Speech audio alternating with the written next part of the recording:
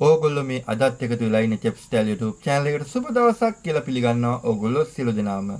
අද මම ඕගොල්ලොත් එක්ක කතා කරන්න යන ඉතාමත්ම වැදගත් වෙන කාරණයක්. ඒ තමයි ඔයා chef කෙනෙක් විදියට ඉස්සරහට යන්න හිතන් ඉන්නවනම්, ඒ කියන්නේ position එකකින් position එකට මාරු වෙන්න හිතන් ඉන්නවනම්, නමුත් අපි හිතන විදියට කවදාකවත් වෙන්නේ නැහැ. අපිට අභියෝග රාශියක් තියෙනවා. මම දන්න සමහර chefලා ඉන්නවා එකම position එකේ අවුරුදු 5-6 වගේ වැඩ කරන. උදාහරණයක් විදිහට ගත්තොත් මගේ යාළුවෙක් ඉන්නවා මේ වෙද්දී අවුරුදු 5-6ක් ෆස්ට් කොමි කියන පොසිෂන් එකට හිර වෙලා ඉන්නවා. ඒ යාළුවටත් එක්ක තමයි මම මේ වීඩියෝ එක හදන්නේ. අනිවාර්යයෙන්ම එයත් මේ වීඩියෝ එක බලන් ඇති කියලා මම විශ්වාස කරනවා. ඒ නිසා මම කතා කරන්න බලාපොරොත්තු වෙනවා මේ වීඩියෝ එක හරහා ඔයා chef කෙනෙක් විදියට ඔයාගේ හැසිරීම රටාව තුළ ඔයාලා තියෙන බාධා මොනවද කියලා ඉදිරි පිම්ම පනින්න, ඉදිරි පොසිෂන් එක ලබා ගන්න, අපි ළඟ තියෙන අඩුපාඩු වැරදි මොනවද කියලා ඉතාමත් සරලව කෙටියෙන් කතා කරමු අපි මේ වීඩියෝ එක හරහා.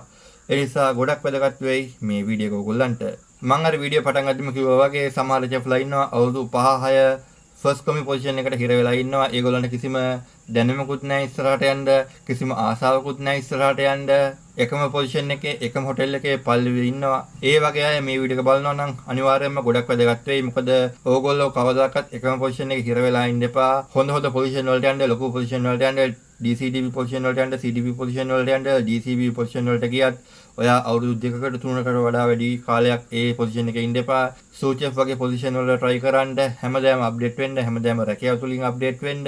සාමාන්‍යයෙන් ඔයා ෆස්ට් කොමි පොසිෂන් එකේ ඉන්නවා නම් ඔයාට අවුරුදු 30 දක්වා උඩරම ඉන්න පුළුවන් ෆස්ට් කොමි පොසිෂන් එකේ.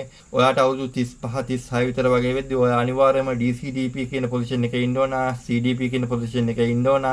ඒතර තමයි ඔයාට හොඳ සැලරි එකක් ලබා ගන්න පුළුවන්, හොඳ සර්විස් චාර්ජ් එකක් ලබා ගන්න පුළුවන්. එකම පොසිෂන් එකේ අවුරුදු 5-6ක් ඉන්නවා කියන්නේ අපරාධයක් විදිහට තමයි මම දකින්නේ. පෞද්ගලික මම වුණත් එකම පොසිෂන් එකේ අවුරුදු 6ක් හිටියා. ඒ නැතුණ කාලේ මට අහපව් ගන්න බෑ. ඒ දැනුම තමයි මම ඕගොල්ලන්ට මේ වීඩියෝස් හරහා රිලේටිව් දේවල් තමයි අරන් එන්නේ. මම කතා කරන පළවෙනිම කාරණේ තමයි අලුත් දේවල් අත්හදා නොබැලීම.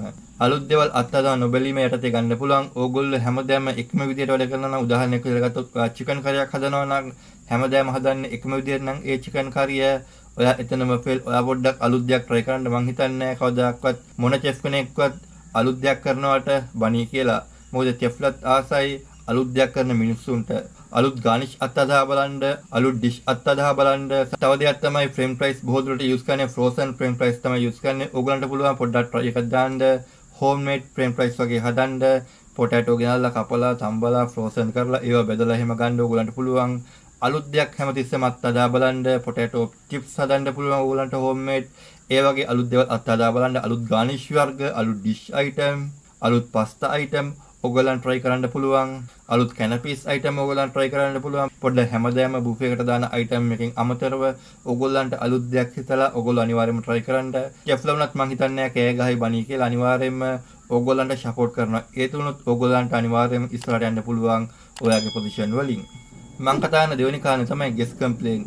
guest complaint අනිවාර්යයෙන්ම chef කෙනෙකුට එන්න පුළුවන්. guest complaint කියන්නේ සාමාන්‍ය දෙයක්. නමුත් ඔයාට එක දිගට guest complaint එන්න ගත්තොත් ඒකත් ප්‍රශ්නයක්. පෞද්ගලිකව මට වුණත් මං වැඩ කරද්දී guest complaint එකක් දෙකක් ඇවිල්ලා තියෙනවා. නමුත් ඒවා කතා කරලා විසඳ ගන්න පුළුවන් guest complaint. නමුත් සමහර guest complaint තියෙනවා කල්ලිකුත් වුණු ආහාර වගේ ඔයා පාවිච්චි කරොත් අනිවාර්යයෙන්ම guest complaint එනවා. ඒවට කවදාවත් excuses නෑ. අනිවාර්යයෙන්ම fire කරන්න තමයි තියෙන්නේ.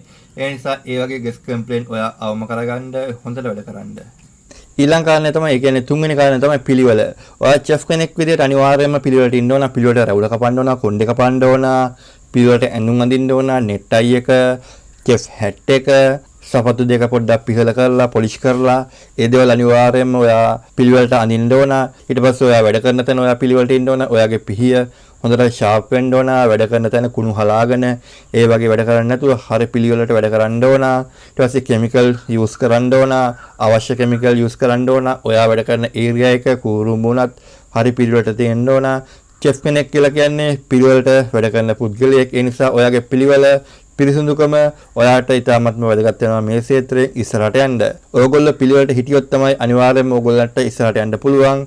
නැත්නම් ඔයා වැඩ කරන තැන කෑම හලාගෙන, ලීස් කෑලි, කැරට් කෑලි බිම හලාගෙන, ජරා කරගෙන, කොණ්ඩේ වවාගෙන, රැවුල් වවාගෙන, යුනිෆෝම් එකේ ජරාව පෙරාගෙන හිටියොත් ඔයාව දකින පුද්ගලයන්ටත් ඔයාව අප්‍රසන්න වෙද්දී එක්සිකියුටිව් chefලටත් ඔයා ගැන අප්‍රසන්නයි. ඒ නිසා හැමතිස්සෙම උත්සාහ කරන්න පිළිවෙලට ඉන්න, ටේබල් එක ක්ලීන් කරගන්න හැමතිස්සෙම. පොදුවේ කියන්න තියෙන්නේ පිළිවෙලට ඉන්න කියලා. ඊළඟ කාරණේ තමයි ඊළඟ කාරණේ කියන හතරවෙනි කාරණේ. චෙෆ් කෙනෙක් විදිහට ඔයා අනිවාර්යයෙන්ම වගකීම් ගන්න ඕන. කිචන් එකේ ඔයාගේ ඩිපාර්ට්මන්ට් එකේ තියෙන වගකීම් ටික ඔයා ගන්න ඕන. කිචන් එකේ තියෙන වගකීම් ටික ගන්න ඕන. ඒ කරන වැඩේ හරියට වගකීමකින් වැඩ කරන්න ඕන. උදාහරණයක් විදිහට ගත්තොත් ඔයා බුෆේ එකට ටාගට් කරනවා නම් බුෆේ එකට යන අයිටම්ස් අනිවාර්යෙන් පර්ෆෙක්ට් විදිහට තියෙන්න ඕන. මෙනු අරෝමය කියවන්න ඕන. මෙනු වල තියෙන ඉන්ග්‍රීඩියන්ට්ස් අනිවාර්යයෙන්ම ඔයාලා හැස්ති කරන්න ඕන කෑමක් හදද්දී. නැත්නම් කෑම එක හදා හදින්න නැද්දී ඒ ඉන්ග්‍රීඩියන්ට්ස් ඔයා රෙඩි කරගත්තේ නැත්නම් ආහාරයේ ඔයාගේ කරිය එහෙම නැත්නම් කුමනෝ ඩිෂ් එක කර වෙනවා. මෙතන ඔයාගේ මිසන් ප්ලස් රෙඩි නැහැ. ඒ නිසා අනිවාර්යයෙන්ම වගකීමක් තියෙන්න ඕන. වෙලාවට වැටෙන්න, වෙලාවට කන්න, බොන්න ඒ දේවල් අනිවාර්යයෙන්ම වගකීමක් ඇතුව ඒ දේවල් කරන්න ඕන. ඊළඟ කාරණේ තමයි නායකත්වයට ගරු කිරීම. ඔයා පොඩි චෙෆ් කෙනෙක් වෙන්න පුළුවන්, ලොකු චෙෆ් කෙනෙක් වෙන්න පුළුවන්. ඔයාට උඩින් කවුරු හරි ඉන්නවා නම් අනිවාර්යයෙන් එයාට ගරු කරන්න ඕන. එයත් එක්ක කට ගහන් යන්නේ නැතුව එයා කියන දේ වැරදි වෙන්න පුළුවන්, හරි වෙන්න පුළුවන්. වැරද්දට අනිවාර්යයෙන්ම ඔයා වැරද්ද කියලා කියන්න. නමුත් ඔයා දැනගන්න ඕනේ හැමතිස්සෙම නායකත්වයට ගරු කරන්න. ඒ තුනොත් ඕගොල්ලන්ට ලොකු සපෝට් එකක් වෙයි ඔයාගේ පොසිෂන් එක තව වැඩි කරගන්න. මම කතා කරන හයවෙනි කාරණේ තමයි ටීම් වර්ක් එක. චෙෆ්ලා කියන්නේ තනියෙන් වැඩ කරන පිරිසක් නෙමෙයි, කණ්ඩායමත් එක්ක කරන ප්‍රෝග්‍රෑම් එකක්. ඒ නිසා අනිවාර්යයෙන්ම ඔයාට ටීම් වර්ක් එක තියෙන්න ඕන. කණ්ඩායමත් එක්ක වැඩ කරන්න, කණ්ඩායම හසුරුවගෙන වැඩ කරන්න. වීඩියෝ ෂූට් කරන්න පටන් ගත්ත වෙලේ ඉඳන් ගිය මේ පස්වෙනි ප්ලේන් එක මේ හැමතිස්සෙම කට් කරනවා මම ප්ලේන් එකක් එද්දි. මොකද නොයිස් එක වැඩිනේ. තමන්ගේ ටීම් එකත් එක්ක කතා කරන්න, තමන්ගේ ටීම් එකත් එක්ක වැඩ ටික ප්ලෑන් කරගන්න. මොකක් හරි කම්ප්ලේන්ට් එකක් આવොත් වගකීම් එක එකට පවරන්න නැතුව තමන් පොඩ්ඩක් වගකීම් අරගෙන ඒ කම්ප්ලේන්ට් එක හෝ කුමනෝ ප්‍රශ්නේ විසඳ ගන්න උත්සාහ කරන්න. කාටවත් ආරංචි වෙන්න දෙන්නේ නැතුව. ඒ වගේ ඕගොල්ලන්ට පැහැදිලි ටීම් වර්ක් එකක් තියෙන්න ඕන මේ ක්ෂේත්‍රයෙන් තව තව ඉස්සරහට යන්න. මම කතා කරන හත්වෙනි කාරණේ තමයි ඔයා ජොබ් එක චේන්ජ් නොකිරීම. ඒකත් ප්‍රධාන වශයෙන් හිතුන කාරණා තමයි ඔයාගේ පොසිෂන් එක ඉස්සරහට නොයන්න. උදාහරණයක් විදිහට ගත්තොත් ඔයා හොටෙල් එකේ වැඩ කරනවා නම් මම ඕගොල්ලන්ට කියන්නේ අවම වශයෙන් අවුරුදු 3ක් වැඩ කරන්න. මගේ නම් ටාගට් එක අවුරුදු 2යි. අවුරුදු දෙකෙන් පස්සේ ඔයා අනිවාර්යයෙන්ම වෙන හොටෙල් එකකට ඇප්ලයි කරන්න, වෙන පොසිෂන් එකකට ඇප්ලයි කරන්න. ඒ තුලින් ඕගොල්ලන්ට පහසුවෙන්ම එක එක රෑන්කින් වලට යන්න පුළුවන්. ඔයාගේ සැලරි එකත් ඒත් එක්කම වැඩි වෙනවා.